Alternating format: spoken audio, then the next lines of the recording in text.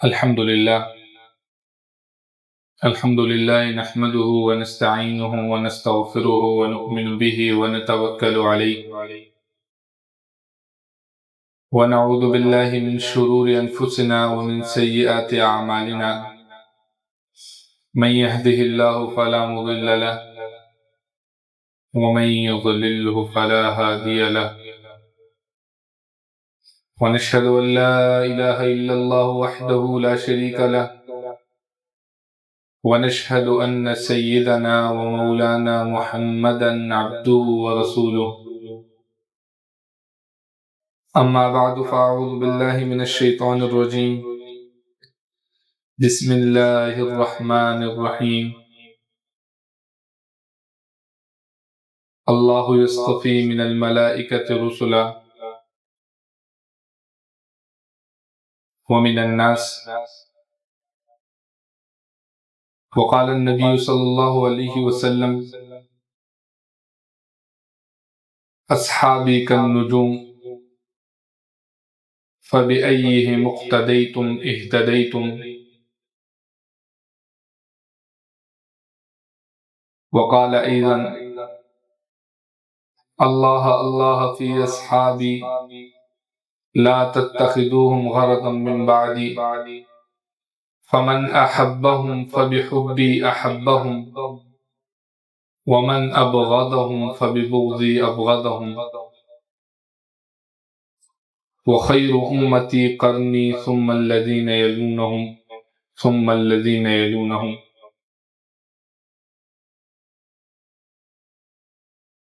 عزیزان گرامی،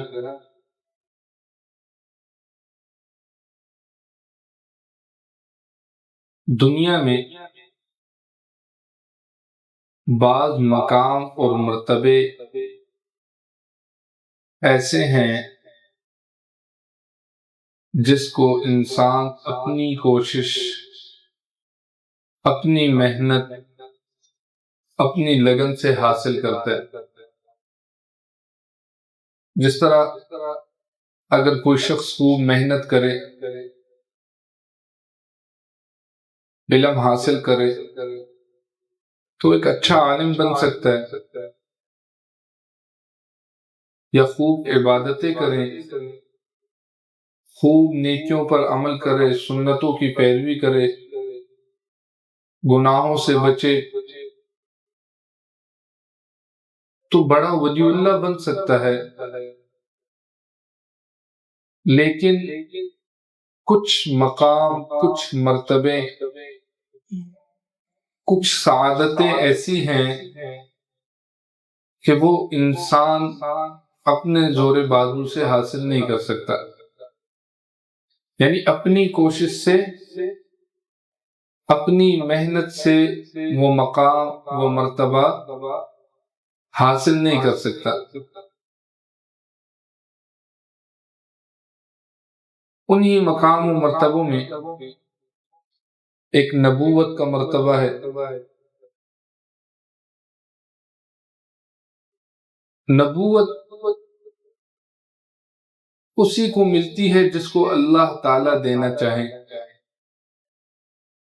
اب کوئی شخص خوب علم حاصل کرے اور کہے کہ میں زیادہ علم حاصل کر کے نبوت حاصل کر لوں گا، یا خوب عبادتیں کرے اور کہتا ہو کہ خوب عبادتیں کر کے، خوب ریاضتیں کر کے، خوب سنتوں پر پیروی کر کے میں نبوت حاصل کر لوں گا، تو یہ ناممکن ہے. دنیا میں کوئی ایسا کام نہیں ہے جو انسان کر لے تو اس کو اس کام کی وجہ سے نبوت مل جائے، بلکہ نبوت اللہ تعالیٰ ہی جب چاہے، جس کو چاہے عطا کر دیتے. اللہ تعالیٰ قرآن مجید میں فرماتے ہیں اللہ یصطفی من الملائکۃ رسلا. اللہ تعالیٰ ہی جو فرشتے وحی لے کر آتے ہیں ان کو منتخب کرتے ہیں، تو انسانوں میں پیغمبروں کو بھی اللہ تعالیٰ ہی منتخب کرتے ہیں۔ یعنی نبوت ایسا مرتبہ ہے کہ یہ اللہ تعالیٰ کی عطا سے ہی یہ مرتبہ ملتا ہے۔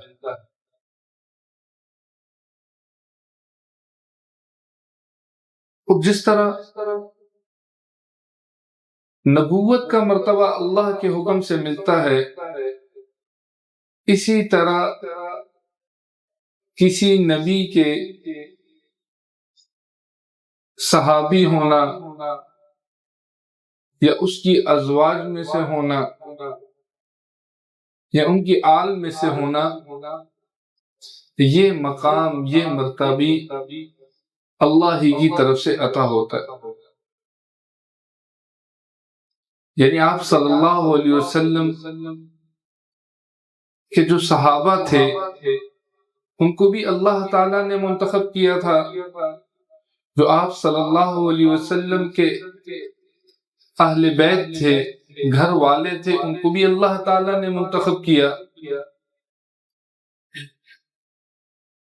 ایسا نہیں ہوا کہ کوئی اتفاقاً صحابی بن گیا ہو یا نبی کریم صلی اللہ علیہ وسلم کے ازواج میں آ گئے ہوں کوئی، یا آل میں آ گیا ہو کوئی۔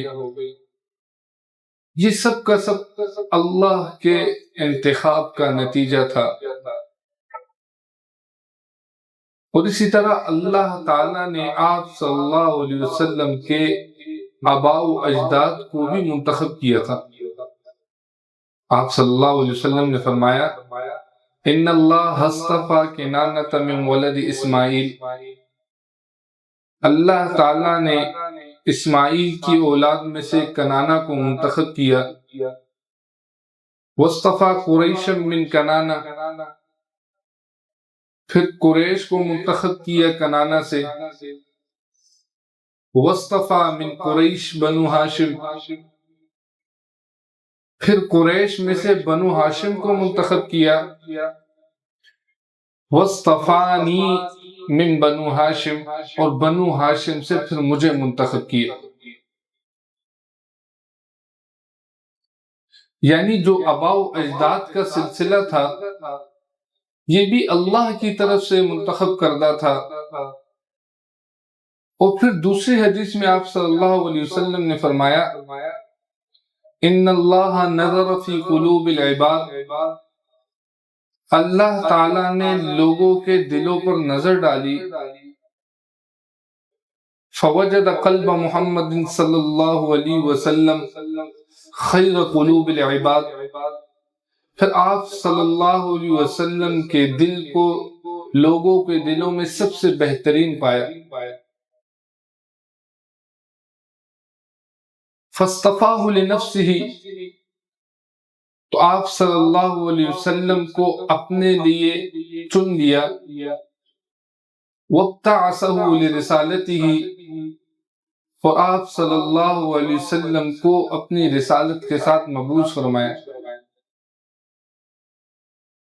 پھر اس کے بعد ثم نظر فی قلوب العباد بعد قلب محمد صلی اللہ علیہ وسلم، تو اس کے بعد اللہ تعالیٰ نے دوبارہ لوگوں کے دلوں پر نظر ڈالی تو سب سے بہترین دل صحابہ کے ملے، فجعلہم وزراءہ، تو آپ صلی اللہ علیہ وسلم کے وزیر صحابہ کو بنا دیا۔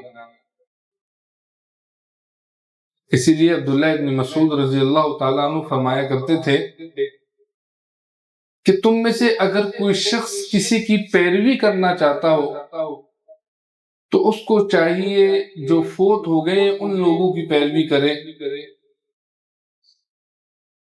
کیونکہ جو زندہ ہے ان کا فتنوں میں پڑ جانے کا اندیشہ، خطرہ موجود ہے۔ پھر فرمایا، آپ صلی اللہ علیہ وسلم کے جو صحابہ ہیں وفات شدگان میں سب سے بہترین لوگ وہ لوگ تھے، ان کے دل پاک تھے، ان کا علم گہرا تھا، ان کے دلوں میں اخلاص تھا، اور اللہ تعالیٰ نے ان صحابہ کو آپ صلی اللہ علیہ وسلم کے لیے منتخب کیا تھا،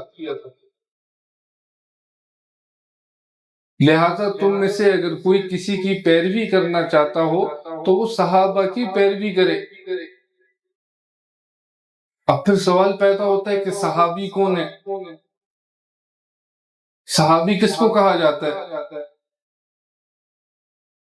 تو صحابی اس شخص کو کہا جاتا ہے کہ جو ایمان کی حالت میں نبی کریم صلی اللہ علیہ وسلم کی صحبت کو پائے اور پھر ایمان کے ساتھ دنیا سے رخصت ہو جائے۔ علامہ ابن حجر اسقلانی رحمۃ اللہ علیہ نے تعریف اس طرح کی ہے، من لقی النبی صلی اللہ علیہ وسلم مؤمنا،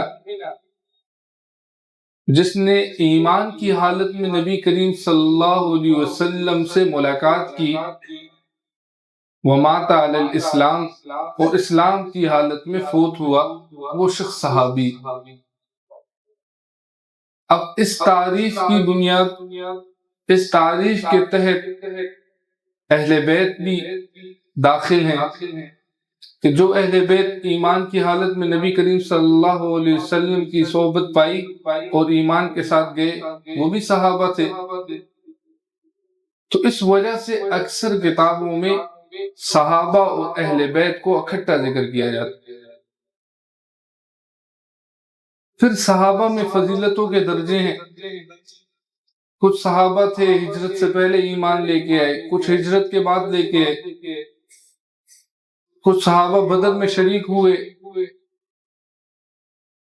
والسابقون الاولون، عشرہ مبشرہ تھے، کچھ خلفائے راشدین تھے۔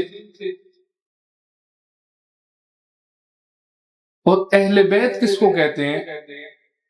یہ عربی زبان کا لفظ ہے، بیت کہتے ہیں گھر، اہل بیت گھر والے۔ تو اہل بیت میں ہر وہ شخص داخل ہے جو نبی کریم صلی اللہ علیہ وسلم کے گھر والوں میں سے۔ اہل بیت میں ازواج مطہرات بطرز اولا داخل ہے، کیونکہ اللہ تعالیٰ نے قرآن مجید میں جہاں کہیں بھی کسی نبی کے گھر والوں کا ذکر کیا ہے تو وہاں اہل کا لفظ استعمال کیا۔ جب حضرت ابراہیم علیہ السلام کے پاس فرشتے خوشخبری لے کر آئے کہ اللہ تعالیٰ آپ کو اولاد سے نوازیں گے، تو ان کی زوجہ حضرت سارہ رضی اللہ تعالیٰ عنہا دروازے پہ کھڑی سن رہی تھی، تو ان کو بڑا تعجب ہوا، اس بڑھاپے میں ہماری اولاد ہوگی؟ تو فرشتوں نے کہا، قالوا اتعجبین من رحمت اللہ، کہ آپ کو اللہ کی فیصلے پر تعجب ہو رہا ہے؟ اے گھر والو، تم پر تو اللہ کی رحمت ہے، سلامتی ہے۔ تو حضرت ابراہیم علیہ السلام کے گھر میں اس وقت صرف حضرت سارہ رضی تھی، تو ان کے لیے اللہ تعالیٰ نے قرآن مجید میں اہل کا لفظ لکھے ہیں۔ تو معلوم ہوا نبی کریم صلی اللہ علیہ وسلم کے گھر والوں میں آپ صلی اللہ علیہ وسلم کی ازواج مطہرات بدرجہ اولا داخل ہیں۔ اور صحابہ کو یہ جو مقام، یہ جو مرتبہ ملا ہے، یہ صرف نبی کریم صلی اللہ علیہ وسلم کی صحبت کی برکت سے ملے۔ اگر کسی صحابی کو آپ صلی اللہ علیہ وسلم کی صحبت ایک لمحے کے لیے بھی ملی ہے تو وہ صحبت دنیا کے تمام انسانوں کی عبادتوں، ریاضتوں، نمازوں، روزوں سے افضل۔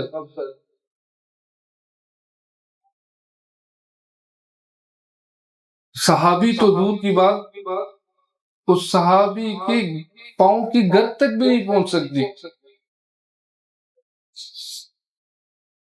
یہی وجہ ہے کہ ایک دفعہ عبداللہ بن مبارک رضی اللہ تعالیٰ عنہ سے کسی نے یہ سوال کیا کہ حضرت معاویہ رضی اللہ تعالیٰ عنہ زیادہ افضل ہیں یا حضرت عمر بن عبدالعزیز رحمۃ اللہ علیہ. اب سوال کرنے والا اس نے دو ایسے شخصیات کا انتخاب کیا کہ حضرت معاویہ رضی اللہ تعالیٰ عنہ جن پر عام طور پر لوگ الزام تراشی بڑی آسانی سے لگا لیتے ہیں، نعوذ باللہ. اور دوسری جگہ حضرت عمر بن عبدالعزیز رحمۃ اللہ علیہ کا انتخاب کیا جن کی ولایت مسلمان تو مانتے ہی مانتے تھے، اس وقت کے کفار بھی مانتے تھے، ان کو نیک مانتے تھے. یہی وجہ ہے کہ ان کو عمر ثانی کا لقب ملا تھا. تو سوال کرنے والے نے پوچھا کہ حضرت امیر معاویہ رضی اللہ تعالیٰ عنہ افضل ہیں یا عمر بن عبدالعزیز رحمۃ اللہ علیہ؟ تو عبداللہ بن مبارک رحمۃ اللہ علیہ نے اس کو جواب دیا، عمر بن عبدالعزیز رحمۃ اللہ علیہ حضرت معاویہ تو دور کی بات، حضرت معاویہ رضی اللہ تعالیٰ عنہ نے جس گھوڑے پر سوار ہو کر نبی کریم صلی اللہ علیہ وسلم کے ساتھ مل کر جہاد کیا تھا، اس جہاد کے دوران اس گھوڑے کی انتھوں میں جو مٹی لگی تھی، جو گرد لگی تھی، عمر بن عبدالعزیز رحمۃ اللہ علیہ اس تک بھی نہیں پہنچ سکتے. یعنی یہ صحابہ کا درجہ اور مقام بتلایا.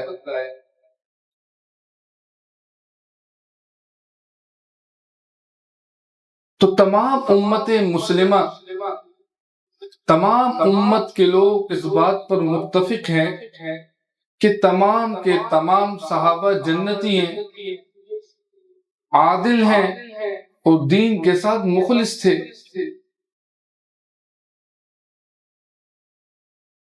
اگر نعوذ باللہ کوئی کسی بھی صحابی پر الزام تراشی کرتا ہے، ان پر انگلی اٹھاتا ہے،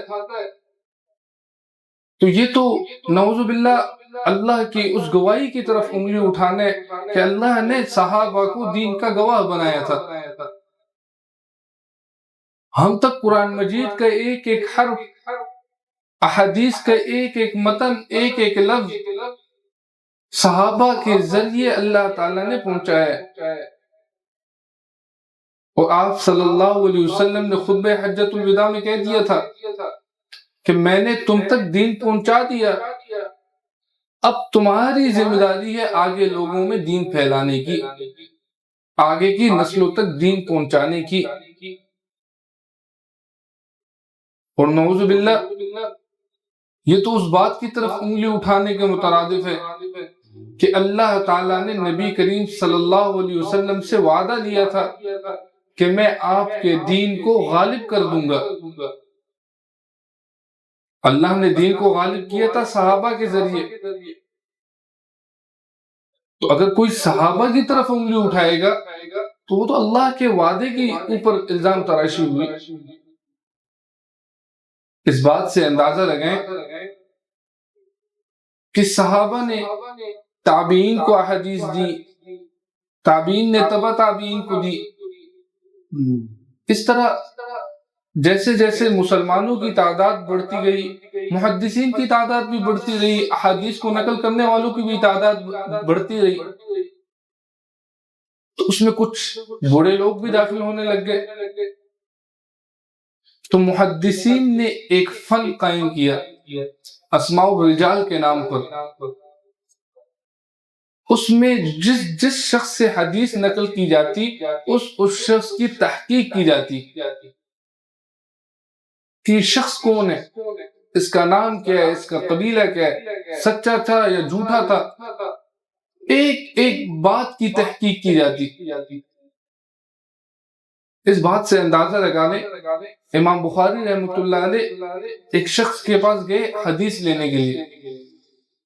معلوم ہو کہ فلانی دور جگہ پر ایک شخص ہے، اس کے پاس ایک حدیث ہے اور اس نے فلانے صحابی سے وہ حدیث سنی.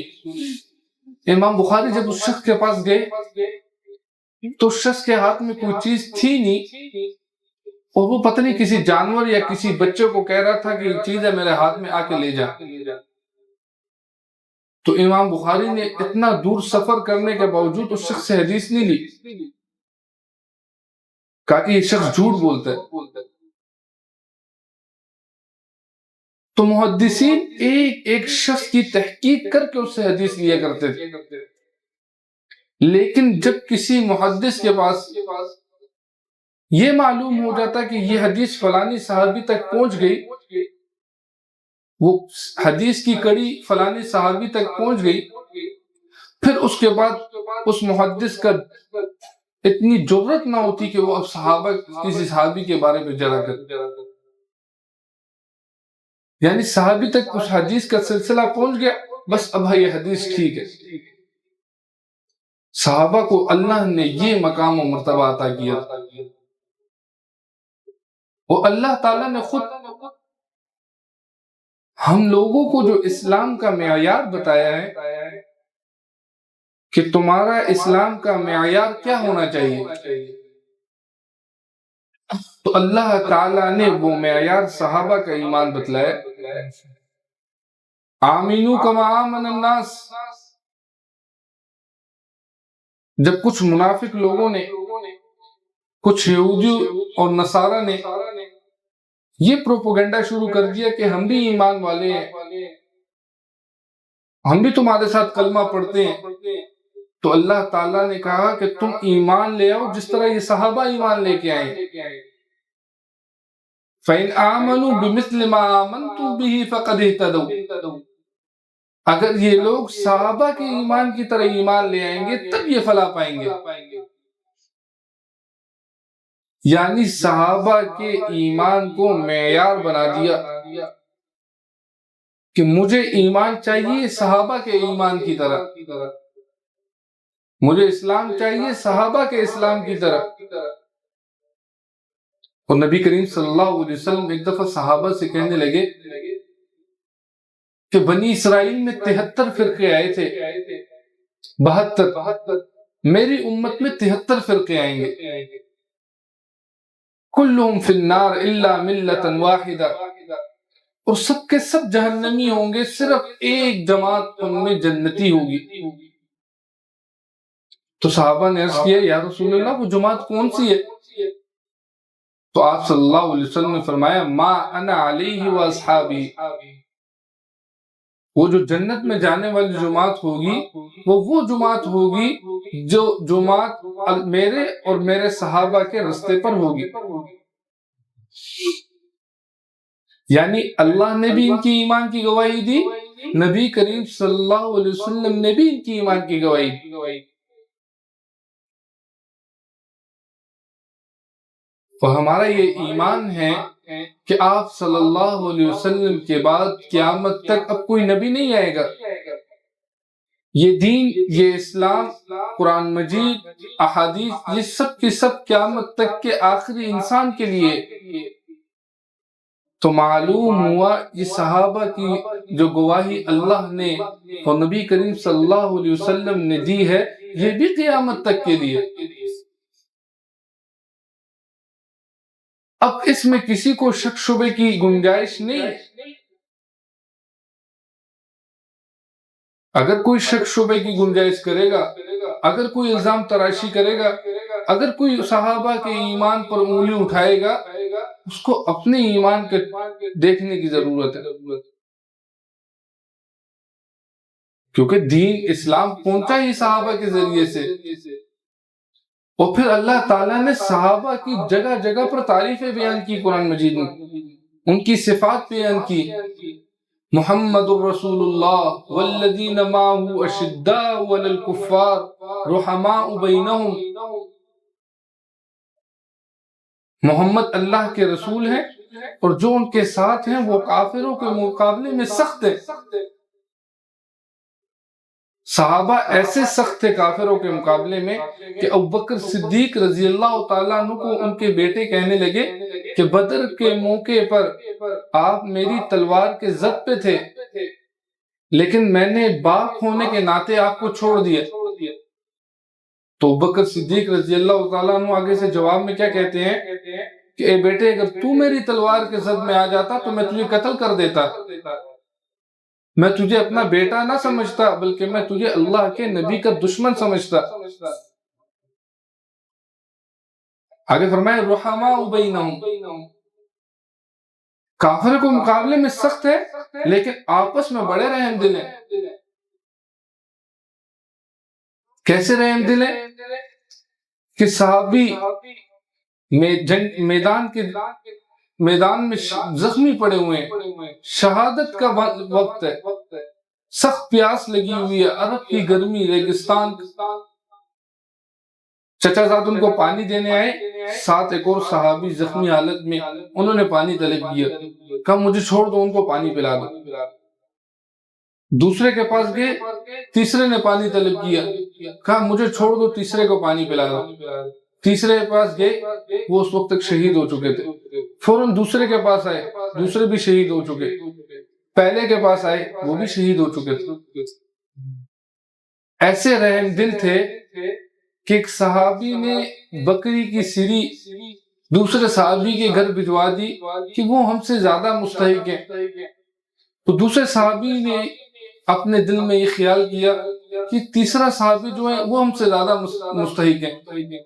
اس طرح 1 2 3 4 5 6 7، جب 7ویں گھر میں واپس لوٹی تو وہ جو پہلے صحابی کے گھر سے گئی تھی ان کے گھر میں ہے۔ ایسے رحم دل تھے آپس میں، اور پھر اہل بیت سے ایسی محبت کرنے والے